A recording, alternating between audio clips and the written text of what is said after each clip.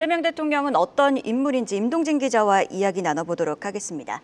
자, 이재명 대통령이 오늘부터 임기를 시작하게 됐는데요. 가난했던 소년공이 이제는 우리나라 최고 지도자가 됐습니다.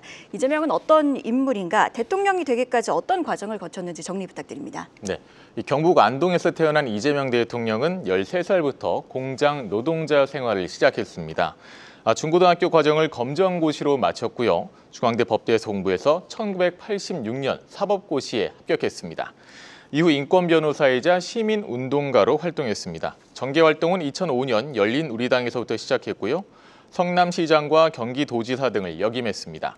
또 인천 계양을 국회의원, 더불어민주당 당대표를 지냈습니다. 대선은 2017년부터 도전했지만 당시 당내 경선에서 탈락했고 2022년 20대 대선에서는 윤석열 전 대통령에게 0.7%포인트 차이로 패배했습니다. 사법 리스크, 피습 등 우여곡절 끝에 당내 독보적 지지와 조직력을 바탕으로 이번에 세 번째 도전을 했고요. 비로소 대권을 거머쥐게 됐습니다. 자, 몇 시간 뒤면 이제 공식적인 취임식이 시작되게 됩니다. 어떻게 이루어지고 또 취임식 이후에는 어떤 일정들을 소화하게 되나요? 네, 오늘 취임식은 11시에 국회 로텐도홀에서 진행됩니다. 절차는 역시 보궐선거로 당선됐던 문재인 전 대통령 때처럼 대폭 간소화할 것으로 보입니다. 당시 취임식은 취임 선서와 취임사 위주로 이뤄졌었고요.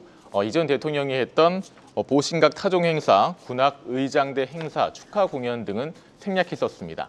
당시 참석 인원도 300여 명에 불과했었는데요. 취임식 전에는 합창 의장에게 군 통수권 이양 관련 보고를 받고 국립서울현충원을 참배할 것으로 보입니다. 이재명 대통령은 일단 용산 대통령실에서 직무를 시작합니다. 다만 현재 개방돼 있는 청와대를 보수한 뒤 적어도 취임 100일에는 청와대로 들어가겠다는 입장입니다.